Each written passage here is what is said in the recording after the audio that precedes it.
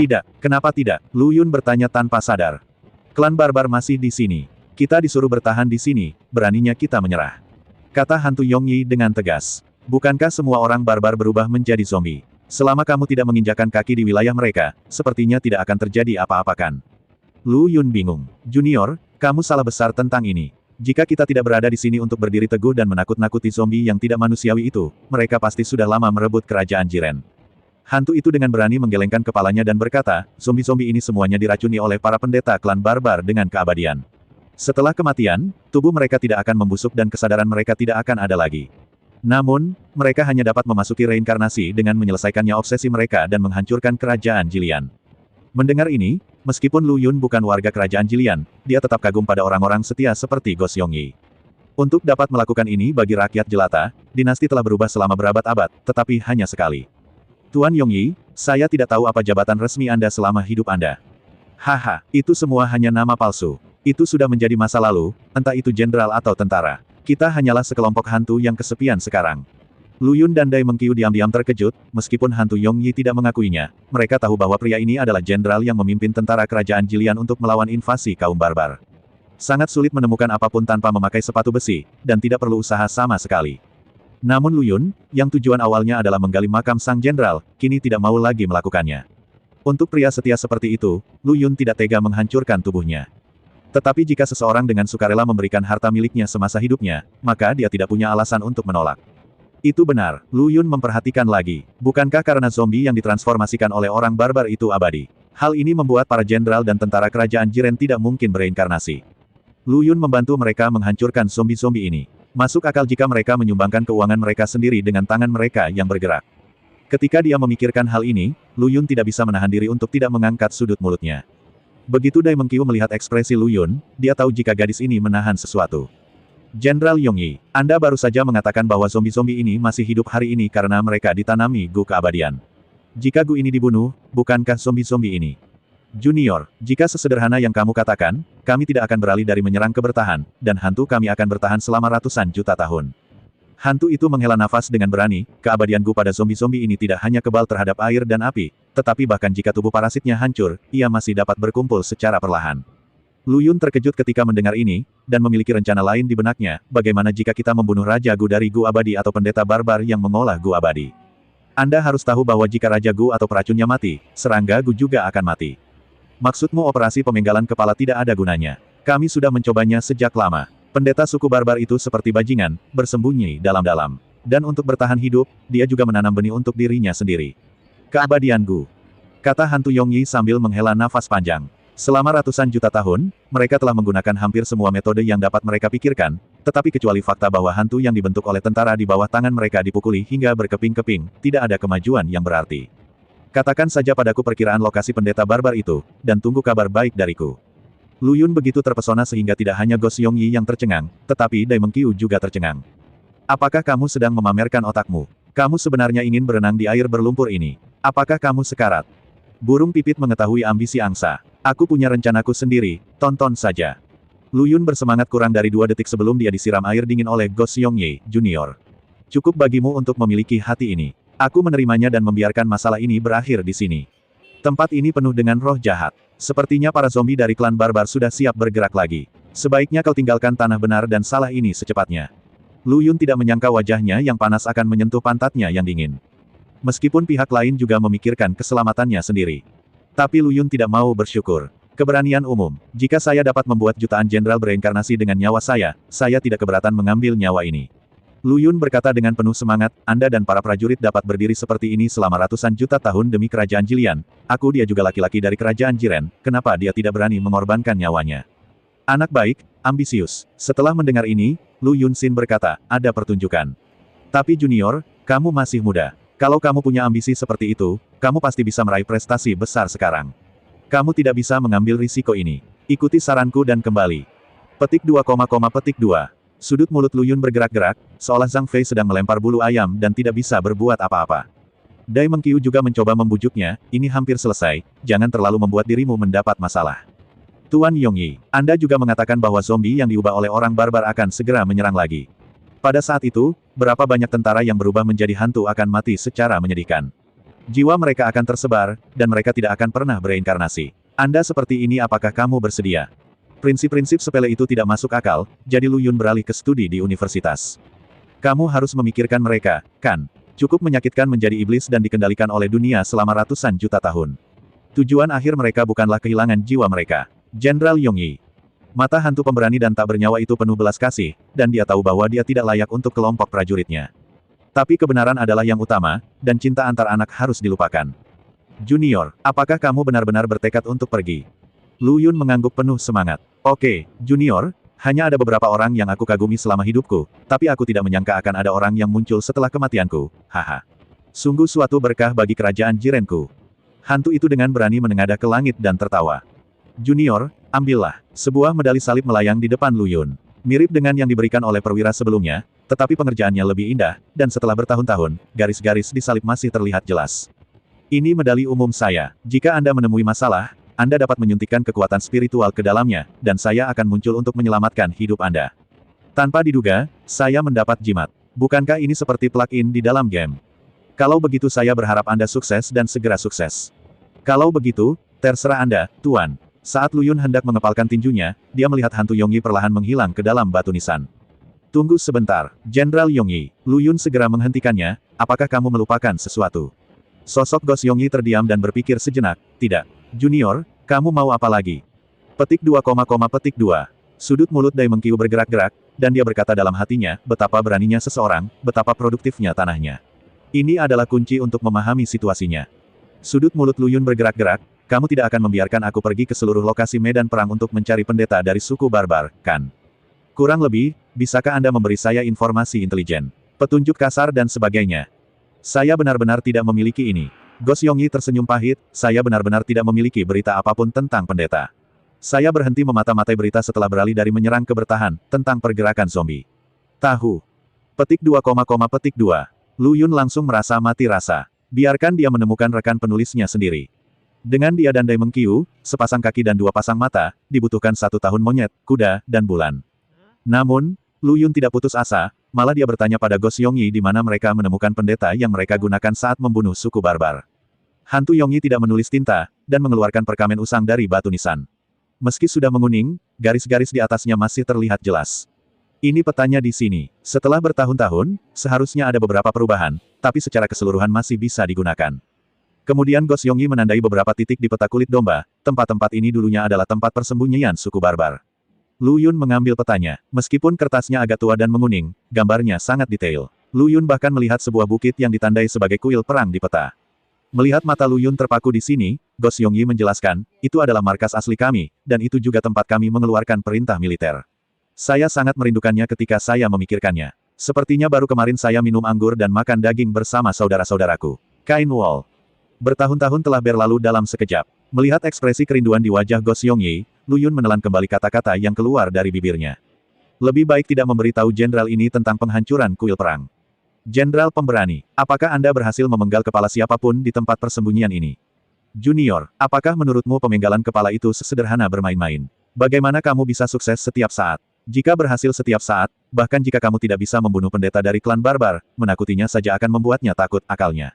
Saat dia mengatakan itu, Gos Yongyi menandainya di peta, mencatat urutan penemuan tempat persembunyian ini dengan 1, 2, dan 3, dan menggunakan tanda centang dan tanda silang di sebelahnya untuk menunjukkan keberhasilan atau kegagalan. Setelah Gos Yongyi selesai menggambar, Lu Yun melihat peta itu lagi. 4 dari 7 tempat persembunyian ditandai dengan tanda silang, 2 dicentang, dan 1 tidak diberi tanda. Apakah kamu lupa menandai tempat ini? Kenapa tidak ada tanda salib atau tanda? Lu Yun bertanya sambil menunjuk ke tempat persembunyian dengan tulisan 3 di atasnya. Kali ini, biarkan aku memikirkannya. Sudah lama sekali aku tidak bisa mengingatnya untuk beberapa saat. Gos Yongyi memegang dagunya dan mencoba berpikir kembali. Dai Mengkiu mengambil kesempatan ini untuk mengobrol dengan Lu Yun, apakah kamu terlalu terlibat dalam permainan peran? Jangan khawatir, aku tahu apa yang terjadi. Ikuti saja aku dan hitung uangnya. Mata Lu Yun masih tertuju pada peta, dan dia bahkan tidak menatap langsung Dai Mengkiu. Dia sekarang memiliki beberapa petunjuk, dan secara kasar dapat menentukan posisi pendeta barbar, dan tinggal menunggu keputusan akhir. Saya ingat, Gos Yongyi berkata, ketiga kalinya, karena tempat persembunyian ini ditemukan terlalu mudah, dan sepertinya saya mengundang Anda ke dalam guci, jadi saya membatalkan operasi pemenggalan kepala. Tetapi yang aneh adalah setelah beberapa saat, pendeta barbar itu mengubah tempat persembunyiannya lagi. Seperti yang diharapkan, Lu Yun mengangkat sudut mulutnya, menyingkirkan peta kulit domba, dan melambaikan tangannya ke arah hantu Yongyi. Mari kita tunggu kabar baik dari anak itu. Setelah mengatakan itu, dia pergi tanpa menoleh ke belakang, membuat Daimeng Qiu dan Gos Yongyi bingung. Anak kecil yang lucu, sayang sekali aku tidak bisa dilahirkan di era yang sama denganmu, kalau tidak aku harus mabuk bersamamu. Kata hantu Yongyi sedih. Apakah kamu tahu tempat persembunyian pendeta barbar itu? Daimeng Qiu bertanya setelah mengejar Lu Yun. Lu Yun tidak menjelaskan, tapi berkata dengan tenang, kamu akan tahu kapan kamu sampai di tujuan. Tidak bisakah kamu menjelaskannya sekali saja dan tidak menjadi Riddler? Daimeng Qiu mengeluh. Lu Yun berhenti, mengeluarkan peta kulit domba itu lagi, menyebarkannya, dan menunjuk ke 7 tempat di mana para pendeta bersembunyi. Apakah kamu tidak melihat petunjuk apapun? Petunjuk. Ketika Lu Yun mengatakan ini, dia menyadari bahwa dia sebenarnya tidak melihat peta dengan cermat. Daimeng Qiu memusatkan pandangannya pada peta, tetapi selain fakta bahwa 7 tempat persembunyian yang dipilih oleh pendeta barbar itu tampak seperti versi abstrak dari biduk, dia tidak menemukan apapun. Lu Yun menggelengkan kepalanya, jangan hanya menatap posisinya. Gabungkan dengan angka di sebelahnya dan angka selisihnya. Daimeng Qiu melakukan apa yang diperintahkan, dan kali ini dia melihat petunjuk. Oh, saya bisa melihatnya. Lu Yun mengangguk, tidak buruk, tidak ada harapan. Apakah ini tidak masuk akal? Daimeng Qiu tidak senang saat itu, kamu meremehkan gadis ini, Sa. Jika bukan karena aku, kamu mungkin tidak bisa sampai di sini. Daimeng Qiu sedikit marah. Bah, kamu luar biasa, oke. Lu Yun jelas terlalu malas untuk berdebat dengan Daimeng Qiu karena masalah sepele seperti itu. Kenapa kamu tidak menunggu sebentar? Kamu belum memberitahuku, di mana pendeta barbar itu? Petik 2 tanda tanya petik 2. Tangan Lu Yun Juan di peta membeku, bukankah kamu baru saja mengatakan kamu memahaminya? Ya, saya mengerti. Alasan mengapa Anda meminta saya untuk melihat peta bukan untuk memberitahu saya bahwa pendeta barbar secara bertahap menjadi lebih waspada. Jika tidak, 4 rencana pemenggalan berikutnya juga akan menyebabkan kerajaan Jilian menang, tidak semuanya berakhir dengan kegagalan. Lu Yun menepuk keningnya dan mengacungkan jempol pada Daimeng Qiu. Dengan visi strategis Anda, akan membuang-buang sumber daya jika Anda tidak menjadi penasihat militer. Dia jelas memujinya, tapi Daimeng Qiu selalu merasa kata-kata ini terdengar sangat canggung. Untuk menghindari membuang-buang waktu untuk hal-hal yang tidak perlu, Lu Yun berkata langsung, para pendeta barbar memiliki 7 tempat persembunyian dan telah diserang 6 kali. Hanya tempat persembunyian nomor 3 yang belum diserang. Meskipun kerajaan Jiren gagal dalam 4 kali berikutnya, bukankah itu merupakan ancaman bagi pendeta barbar dan memberitahu dia bahwa tempat persembunyiannya tidak aman? Seperti kata pepatah, lagi dan lagi, tidak lebih. Meski 4 pembunuhan berikutnya gagal, mereka juga berhasil memberikan tekanan pada pendeta barbar tersebut, membuatnya seperti burung yang ketakutan, sepanjang waktu. Bisakah kamu bersikap seperti orang normal? Hal yang sama juga terjadi pada pendeta barbar. Hal ini terlihat dengan mudah dari fakta bahwa dia tidak dibunuh untuk ketiga kalinya, tetapi masih berpindah tempat persembunyiannya. Sekarang kamu mengerti di mana pendeta barbar itu bersembunyi, kan? Daimeng Qiu menggaruk kepalanya. Meskipun dia mendengar Lu Yun banyak mengobrol, dia merasa seperti dia mendengarkan tetapi tidak mendengarkan. Petik 2, petik 2. Lu Yun melihat ekspresi Daimeng Qiu dan merasakan sakit giginya, dan Jian Yima sedang mencari sepotong tahu untuk memukulnya sampai mati. Bukankah ini sudah jelas? Pendeta barbar itu pasti bersembunyi di tempat persembunyian ketiga. Tunggu sebentar. Daimeng Qiu mengerutkan kening dan berseru, mengapa kamu begitu yakin bahwa pendeta barbar itu ada di tempat persembunyian ketiga? Situs medan perang ini sangat besar, ada begitu banyak tempat untuk dia bersembunyi. Kenapa kamu melakukannya? Apakah kamu terjebak pada 7 hal ini? Bukankah kamu sendiri yang mengatakannya? Lu Yun memegangi dahinya, seolah-olah orang tua sedang mengoreksi pekerjaan rumah anak kelas 1. Aku sudah mengatakannya sebelumnya. Apa yang kamu katakan? Daimeng Qiu merenung dalam waktu lama, tetapi tidak dapat menemukan informasi berguna apapun yang dia katakan. Hei, aku bahkan tidak perlu membicarakannya. Lu Yun sudah ingin menamparkan kedua mulut besarnya. Dia membuka lipatan peta perkamen itu lagi dan berkata, angkat telingamu dan lebarkan matamu. Aku akan memberitahumu lagi. 7 tempat persembunyian para pendeta barbar tidak dipilih secara acak, tetapi ditentukan oleh biduk di langit. Alasannya adalah, di satu sisi, untuk menghindari rencana pemenggalan kepala kerajaan Jiren, dan di sisi lain, untuk membentuk formasi biduk tanpa ada yang menyadarinya. Ini akan memberikan aliran energi yang stabil bagi Raja Gu. Gu keabadian, untuk memastikan bahwa Gu keabadian yang ditanam di zombie tidak akan mati. Dan tempat persembunyian nomor 3 adalah tempat mata arai biduk berada. Katakan padaku, jika pendeta barbar ini tidak tinggal di sini, di mana dia bisa tinggal? Daimeng Qiu akhirnya memahami pikiran Lu Yun, tapi kemudian dia memiliki keraguan baru. Menurut apa yang kamu katakan, jika Gos Yongyi tidak menghentikan rencana pemenggalan ketiga, bukankah akan ada begitu banyak hal yang terjadi selanjutnya? Saya tidak setuju dengan ide Anda. Lu Yun menggelengkan kepalanya, jika hantu Yongyi benar-benar melaksanakan rencana pemenggalan ketiga, maka kerajaan Jiren yang aku tidak tahu masih ada ini tidak akan benar-benar ada. Petik 2 tanda tanya petik 2. Dai Mengqiu bingung, apa maksudmu? Apakah benar ada penyergapan? Ini lebih dari sekedar penyergapan. Ini seperti jaring, bencana 10 kematian dan tidak ada nyawa. Lu Yun menunjuk ke langit, 3 biduk yang pertama adalah serigala serakah, gerbang raksasa, dan lucun. Mereka adalah serigala serakah, gerbang raksasa, dan lucun. Yang paling mematikan dari biduk.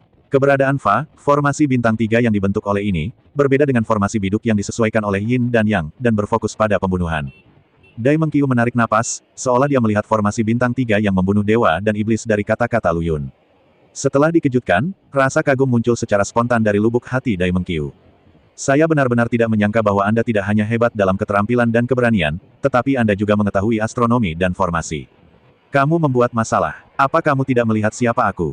Pemimpin dari 360 industri. Dari astronomi dan geografi hingga perkawinan campur dan pemakaman, tidak ada yang tidak aku mengerti.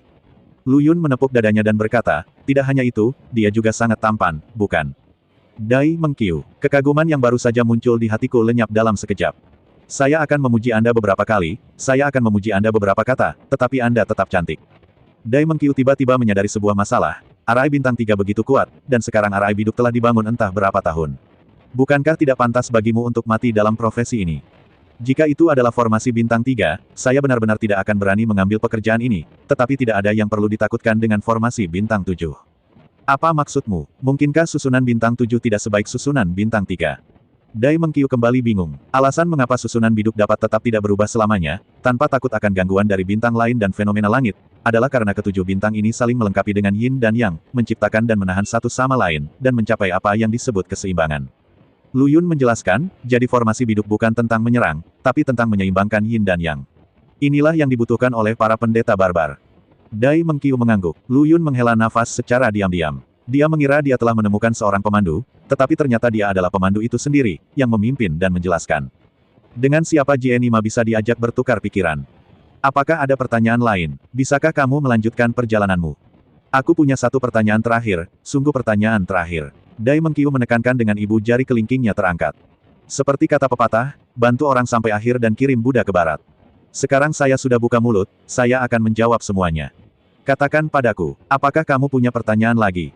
Tadi kamu bilang kalau kamu tidak tahu tentang kerajaan Jiren. Anggap saja perkataanmu itu benar untuk saat ini. Lalu kenapa kamu ingin membantu kerajaan Jiren? Mungkin karena keberanian hantu itu dan perasaan keluarga dan negara terhadap kerajaan Jiren, negara dan orang-orang yang menginfeksi Anda.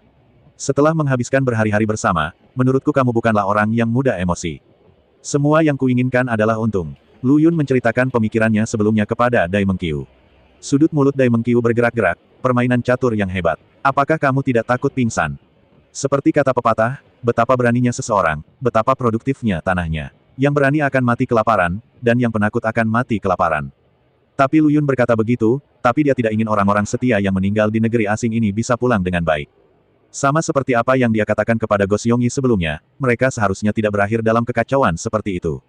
Segera, mereka berdua pergi jauh ke wilayah klan barbar, untuk masuk lebih dalam tanpa diketahui. Lu Yun dan Dai Mengqiu memilih untuk bertindak sendiri-sendiri. Dai Mengqiu memiliki medali salib yang diberikan oleh hantu perwira, menimbulkan kebisingan dan mencoba menarik perhatian para zombie barbar. Lu Yun mengambil kesempatan itu untuk menyelinap masuk dan sedekat mungkin dengan tujuannya tanpa ketahuan. Mengenai keselamatan Dai Mengqiu, tidak perlu khawatir sama sekali. Selama dia keluar dari Cross Medal, dia akan mendapatkan kembali kondisi spiritualnya dan tidak dapat diserang. Rencananya berjalan sesuai rencana, dan Cross Medal yang mirip Centurion segera membangkitkan kebencian para zombie barbar. Anda harus tahu bahwa di medan perang ini, siapapun yang bisa menjadi seorang perwira akan memiliki setidaknya 100 nyawa orang barbar di bawah komandonya. Bagaimana kita tidak dibenci oleh zombie barbar? Lu Yun menyelinap dari arah lain. Dia bilang dia sedang menyelinap masuk, tapi batu besar yang dibawanya di punggungnya tidak terlalu mencolok. Lagi pula, Anda tidak dapat melihat siapapun ketika Anda melihat sekeliling, tetapi sebuah batu bergerak keluar dari udara. Siapapun yang melihatnya pasti penasaran dan melihat lagi. Untungnya, kali ini Lu Yun tidak menghadapi manusia, melainkan zombie yang tertidur di bawah tanah. Selama kamu menyembunyikan auramu dengan baik dan tidak mengenakan apapun yang memiliki aura kerajaan Jiren di tubuhmu, biasanya kamu tidak akan diperhatikan oleh para zombie barbar, apalagi Dai Mengqiu menarik perhatian sebagian besar zombie. Kecuali keberuntungan Lu Yun sangat buruk dan dia diperhatikan oleh satu atau dua zombie barbar yang menahan diri. Namun jika menyangkut keberuntungan, Lu Yun tidak pernah meyakinkan siapapun. Lu Yun berdiri di dataran kosong, memandangi reruntuhan medan perang di pincuan di depannya, lalu melihat ke bawah ke peta di tangannya. Ada lapisan garis bergelombang yang melambangkan pegunungan dan sungai yang terus-menerus, dan dia berpikir keras. Tanpa peta, dia tersesat. Waktu telah berlalu, dan tidak dapat dikatakan bahwa medan perang telah banyak berubah dari sekarang. Hanya bisa dikatakan ada dua tempat. Meskipun saya sudah mempersiapkan mental untuk hal ini sebelumnya, bagaimanapun juga, saya tidak tahu sudah berapa tahun berlalu, jadi wajar jika ada perbedaan. Namun dia tidak menyangka perbedaannya akan begitu besar. Lu Yun memamerkan giginya. Operasi pemenggalan kepala Jenny Ma belum dimulai. Tepat ketika Lu Yun merasa sedih tentang hal ini, angin kencang datang dari atas kepalanya, setajam pisau tajam, menyebabkan rasa sakit di wajahnya. Mendongak, mata Lu Yun membelalak. Ada seekor burung rok bersayap emas yang melayang di langit. Matanya yang tajam bertemu dengan mata Lu Yun. Keduanya kaget. Lu Yun terkejut karena 4 balapan besar datang begitu cepat. Meski terkejut, Lu Yun merasa sedikit menyesal. Jika dia tahu lebih baik, dia tidak akan melepaskan penyamarannya sebagai pengboba. Yang mengejutkan burung rok bersayap emas ini adalah bagaimana bisa ada manusia di negeri penuh peluang ini. Dan kenapa dia membawa batu di punggungnya? Cosplay kura-kura ninja mutan remaja. Mungkinkah dia memecahkan ilusi di luar negeri kebetulan? Suasana menjadi sunyi senyap. Burung rok bersayap emas itulah yang pertama memecah kesunyian, jatuh dari langit, dan menjelma menjadi seorang pemuda dengan tinggi sedang, alis tebal, dan mata besar. Penampilannya dianggap di bawah rata-rata. Dengan rambut emas panjangnya, dia terlihat sedikit penuh gairah. Lu Yun memiliki kesan tertentu padanya. Di puncak gunung tempat dapok bersayap emas berada, pria ini berdiri di tepinya. Dia dianggap sedikit transparan di tim dapeng bersayap emas. Kalau ku ingat benar, sepertinya namanya Peng. Pengdong. Manusia, kenapa kamu ada di sini? Meskipun Pengdong ini adalah sosok marginal di antara Raja Wali bersayap emas, dia masih berbicara kepada Lu Yun dengan rasa superioritas yang kuat. Lu Yun sangat tidak senang setelah mendengar ini, dia memasukkan daun bawang ke hidung babi dan berpura-pura menjadi gajah. Lu Yun yakin dia bisa membunuh Peng Dong dalam 3 gerakan, tapi dia tidak bisa melakukan itu. Karena gerakan yang ditimbulkan akan mengganggu para zombie barbar tersebut, maka rencana pemenggalannya akan berakhir sepenuhnya. Melihat Lu Yun masih diam, Peng Dong mengira dia ditakuti olehnya, dan rasa superioritasnya menjadi semakin kuat. Umat manusia adalah ras manusia, makhluk yang lemah dan tidak kompeten. Kupikir kaulah yang baru saja memecahkan ilusi tanah peluang ini. Aku sangat mengagumimu. Lu Yun memandang orang lain dan berpikir, dia kelihatannya tidak terlalu baik, tapi dia cukup akurat dalam menilai orang. Lahan peluang ini benar-benar dibuka oleh saya. Aku akan menanyakan beberapa pertanyaan padamu. Jika kamu menjawab dengan jujur, aku akan melepaskanmu. Jika kamu berani menyembunyikan apapun, ini akan menjadi tempat pemakamanmu. Menghadapi ancaman Peng Dong, Lu Yun sangat meremehkan. Katakan yang sebenarnya, Anda dapat mengatakan bahwa hidup saya sangat rumit dan saya tidak melihatnya. Ras manusia, dari arah asalmu, pernahkah kamu melihat loh batu? Yang sangat lusuh dan tua bisa dihitung. Ketika Lu Yun mendengar ini, dia mengangkat alisnya dan sangat menyadari keanehan di dalamnya. Hei, apa yang aku tanyakan padamu? Apakah kamu bisu? Bicaralah. Apakah kamu harus menamparkan wajahmu dengan tinjuku sebesar karung pasir sebelum kamu membuka mulut? Jangan, Peng, Tuan Peng. Hal ini membuat Peng Dong merasa sangat puas. Oh, jadi kamu tidak bisu. Lu Yun mengangguk seolah dia sedang duduk di atas peniti. Kenapa kamu tidak menjawab pertanyaanku dengan cepat? Mengangguklah kepalamu. Peng Dong tiba-tiba meninggikan suaranya. Lu Yun sangat ketakutan sehingga dia tidak hanya berpura-pura, dia memang terkejut dengan hal yang tiba-tiba itu. Nenek, setelah kamu selesai bicara, aku harus memotong mulutmu. Sejujurnya, Tuan Peng, saya memang melihat beberapa loh batu bobrok di jalan kecil. Saya ingin tahu untuk apa Anda mencari loh batu ini. Ketika Peng Dong mendengar ini, matanya bersinar, dan Lu Yun yakin bahwa Peng Dong benar-benar mengetahui sesuatu tentang kerajaan Jilian dan klan barbar. Dari mana datangnya semua omong kosong ini? Cepat, pimpin jalan, bawa aku pergi. Desak Peng Dong. Tuan Peng, saya menyarankan Anda untuk tidak pergi. Tablet batu itu sangat aneh. Begitu Anda mendekat, roh jahat akan muncul darinya. Bagus, bagus sekali, bagus sekali. Peng Dong begitu bersemangat hingga dia hampir melompat di tempat, mendorong Lu Yun, sekarang, bawa aku ke sana segera. Ini sangat cepat. Apakah kamu benar-benar ingin pergi? Lu Yun menciutkan lehernya, menunjukkan ekspresi malu-malu, orang-orang licik itu benar-benar kuat. Apa yang kamu takutkan? Denganku di sini, apa yang harus kamu takuti? Peng Dong menyela, lihatlah tampang pengecutmu. Jika aku tidak menyimpannya untukmu, aku pasti ingin menamparmu, kematian. Cepat dan pimpin, jangan paksa aku mengatakannya untuk kedua kalinya. Lu Yun memiliki ekspresi pahit di wajahnya, seolah-olah dia telah kehilangan semua harapan. Kalau begitu, ikutlah dengan yang lebih muda. Yang lebih muda akan memimpin jalan untukmu. Saat dia mengatakan ini, dia terus memikirkan pesan tersembunyi dalam kata-kata Peng Dong. Saya mendapat dua dugaan. Pertama, pihak lain mungkin ingin menggali makam di bawah loh batu ini untuk mendapatkan harta karun para jenderal kerajaan Jiren. Kedua, terlihat dari arah pihak lain bahwa mereka berasal dari wilayah klan barbar. Ada kemungkinan pendeta barbar Sui memanfaatkannya dan memintanya untuk menghancurkan tablet batu tersebut untuk melemahkan kekuatan kerajaan Jilian. Jika yang satu, tidak apa-apa, jika yang lain, itu lebih baik. Alangkah baiknya jika seperti ini tadi. Kamu harus bekerja keras. Jika orang lain mengambil pujian, aku akan mengupas kulitmu. Tahukah kamu kenapa umat manusia menjadi seperti ini di Pulau Kosong? Itu hanya karakter ibu mertua seperti kamu. Meski Lu Yun setuju untuk memimpin, Peng Dong tetap tak lupa mengejeknya untuk menunjukkan keunggulannya. Sebaliknya, Lu Yun tidak mengalami banyak gejolak emosi dalam hal ini. Sebaliknya, dia merasa pihak lain agak menyedihkan dan hanya bisa menggunakan cara kikuk ini untuk menutupi kekurangannya sendiri. Mencari rasa superioritas atas orang lemah itu sendiri merupakan wujud lahiriah yang dipersiapkan sendiri. Namun, kata-kata orang lain dalam kata-kata Peng Dong menarik perhatiannya. Tampaknya situasinya lebih buruk dari yang dia duga. Tidak hanya Peng Dong yang masuk, tapi ada juga orang lain yang memasuki tanah peluang. Hal ini membuat Lu Yun merasa terdesak. Bagaimanapun, dari dua dugaan itu, dia lebih cenderung pada dugaan kedua.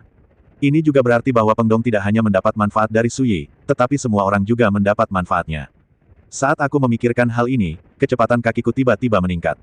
Tentu saja, Lu Yun tidak mungkin membawanya untuk menemukan loh batu itu, dan dia tidak pernah memiliki niat ini dari awal hingga akhir. Hanya saja Peng Dong punya tingkah dan pikiran penuh nafsu sendiri.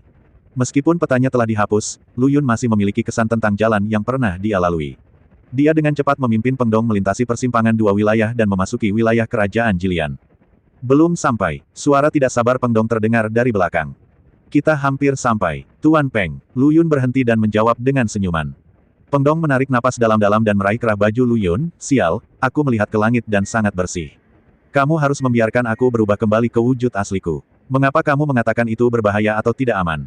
Ras manusia, apakah Anda seorang pengrajin yang dikirim oleh orang lain untuk dengan sengaja menunda kemajuan saya? Peng Dong bertanya, bahkan jika kamu memberiku 10 keberanian, aku tidak akan berani berbohong kepadamu. Lu Yun memohon belas kasihan, tapi dia bergumam di dalam hatinya, aku tidak terburu-buru mencarikanmu tempat yang bagus dengan pemandangan yang indah, tapi kamu sedang terburu-buru mencarinya. Kain Wall. Maaf kamu tidak berani. Peng Dong membuang Lu Yun, mulai sekarang, setiap 10 menit, jika kamu tidak dapat melihat loh batu itu, aku akan mencap jarimu sampai aku menemukan loh batu itu. Apakah kamu mendengarku? Lu Yun mengangguk dengan gila dan mengintip ke belakang Peng Dong. Berbalik dan melihat ke depan, masih sama. Dapat dikatakan bahwa daerah tempat mereka berada adalah tempat di mana tidak ada desa atau toko di depan mereka, dan bahkan seekor burung pun akan mengalami sembelit hanya dengan melihatnya. Tidak apa-apa, ini tempat yang layak untuk tinggal. Seharusnya tempat yang tenang untuk menyehatkan jiwamu. Apa katamu? Peng Dong secara intuitif mengatakan sesuatu kepada Lu Yun, yang membelakanginya. Pada saat ini, Lu Yun tampak menjadi orang yang berbeda, menunjukkan aura yang agung. Tidak ada apa-apa, Lu Yun berbalik dan maju selangkah dengan senyuman di wajahnya. Entah kenapa, Peng Dong tanpa sadar mundur selangkah. Bahkan dia melihat bekas bajak di bawah kakinya dan bingung. Tanyakan pada diri Anda, apakah saya takut? Yo, sebagai burung rok bersayap emas yang agung, kenapa kamu masih mundur saat melihat manusia lemah sepertiku? Lu Yun terus bergerak maju. Wajah Peng Dong pucat, dadanya naik turun dengan hebat, seolah-olah ada kemarahan yang tak ada habisnya menumpuk di sana.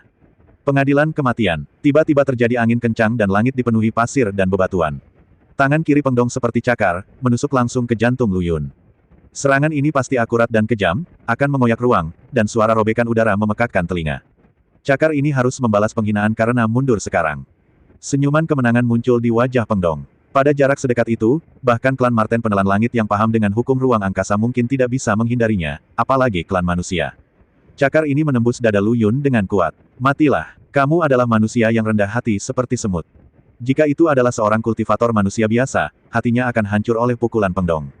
Tapi sayang sekali dia menghadapi Lu Yun. Benarkah? Kenapa menurutku kamulah yang harus mati? Suara familiar ini, seperti jeritan hantu dan jiwa tak berdosa yang menuntut nyawa, meledak di belakang Peng Dong.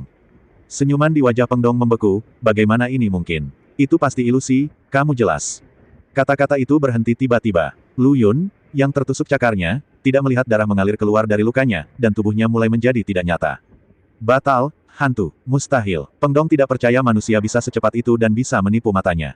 Rasa dingin yang menggigit menjalar dari telapak kaki hingga dahinya. Peng Dong melangkah maju, mencoba menjauhkan dirinya dari Lu Yun di belakangnya. Jangan bergerak, cahaya dingin menyentuh lehernya, dan perasaan menyengat yang disebut kematian menyebar ke seluruh tubuhnya. Peng Dong dapat dengan jelas merasakan bahwa jika dia bergerak tidak menentu, anak manusia di belakangnya yang baru saja tersenyum akan benar-benar memisahkan kepala dan tubuhnya. Aku akan menanyakan beberapa pertanyaan padamu, jawablah dengan jujur, atau kamu akan mati. Tubuh Peng Dong gemetar saat mendengar kata-kata familiar yang tak bisa dijelaskan ini, dan dia mengangguk dalam diam. Sepertinya cukup masuk akal, sudut bibir Lu Yun terangkat, menjadi lebih mulus dari yang dia bayangkan. Awalnya saya mengira Peng Dong akan bertarung sampai mati. Akibatnya, tidak ada perlawanan simbolis pun. Pertanyaan pertama, kenapa kamu mencari Stone Tablet itu? Siapa yang memintamu mencarinya? Mumi yang bisa berbicara, dia bilang selama dia bisa membunuh hantu yang melompat keluar dari loh batu dan mengembalikan tengkorak mereka, dia akan memberi mereka harta karun itu. Itu sama seperti yang diharapkan Lu Yun sebelumnya, tapi ada satu hal yang dia tidak begitu mengerti. Kamu percaya dengan perkataan Mumi itu? Terlalu mudah untuk dibodohi, bukan? Apa kamu tidak takut dia akan berbohong padamu? Petik 2, petik 2. Lu Yun telah mengamati ekspresi wajah Peng Dong, dan ketika dia melihat pihak lain jelas-jelas tercengang, dia juga bingung. Orang yang ikut menulis ini bahkan tidak memikirkan hal ini. Keheningan saat ini memekakkan telinga. Saya harus mengatakan bahwa IQ Dapeng sayap emas Anda benar-benar mengkhawatirkan. Lu Yun tersedak lama sekali, menahan kata-kata ini. Petik 2, petik 2. Selain kamu, berapa banyak orang yang telah mengambil pekerjaan ini? 4. Lu Yun mengerutkan kening. Ada lebih banyak orang dari yang dia kira. Dari ras apa mereka semua? 2 dari suku naga, dan 2 dari suku Bei Mingkun. Kata Peng Dongru. Sepertinya segalanya menjadi lebih menarik. Perasaan terdesak di hati Lu Yun sedikit meningkat. Itu hampir cukup, kan? Aku sudah cukup menjawabmu. Peng Dong berkata dengan suara yang dalam. Memang, tapi kamu harus berjanji padaku satu hal. Apa? Biarkan aku menggunakan identitasmu. Karena itu, Lu Yun diselimuti api dan muncul kembali. Masih terlihat seperti Peng Dong, bahkan aura yang keluar dari tubuhnya pun sama persis. Petik 2 tanda tanya petik 2. Peng Dong sendiri kaget dan mendapat ilusi sedang bercermin.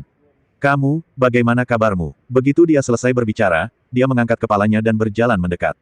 Kenapa kamu banyak bicara? Tidur saja di sini. Untuk amannya, Lu Yun menggali lubang dan menanam Peng Dong di dalamnya seperti lobak. Setelah melakukan semua ini, Lu Yun menyingkirkan pedang Taya dan langsung menuju wilayah klan barbar. Dia akan melangkah maju. Tepat ketika Lu Yun hendak melangkah ke garis pemisah antara wilayah kedua belah pihak, dia kebetulan bertemu dengan Dai Mengqiu yang sedang menarik zombie barbar menjauh. Ketika dia hendak naik dan menyapa, dia menemukan bahwa orang lain terlihat sedikit aneh, wajahnya muram, dan dia tampak khawatir. Memikirkan kembali berita yang baru saja dia terima dari Peng Dong, sebuah tebakan menyebar seperti api di benaknya. Mungkinkah Dai Mengqiu bertemu dengan klan Bei Mingkun saat dia sedang memancing para zombie barbar? Kalian pasti tahu kalau Dai Mengqiu didatangkan oleh marga Bei Mingkun, jadi dia bisa dianggap separuh dari Bei Mingkun. Pada saat ini, Dai Mengqiu sepertinya telah menemukan Lu Yun, dan berpura-pura menjadi hantu yang tidak bersalah dan melayang pergi tanpa menoleh ke belakang. Melihat ini, Lu Yun segera mengejarnya, jangan lari. Ini aku. Saat dia berbicara, dia mengeluarkan batu besar dari belakang dan mengangkatnya ke atas kepalanya. Untuk menunjukkan identitas Anda, karena dia pernah menyamar sebagai Peng Bos sebelumnya, Dai Mengqiu tahu bahwa kemampuan penyamarannya sangat mencengangkan, dan dia mampu membuat yang palsu terlihat nyata.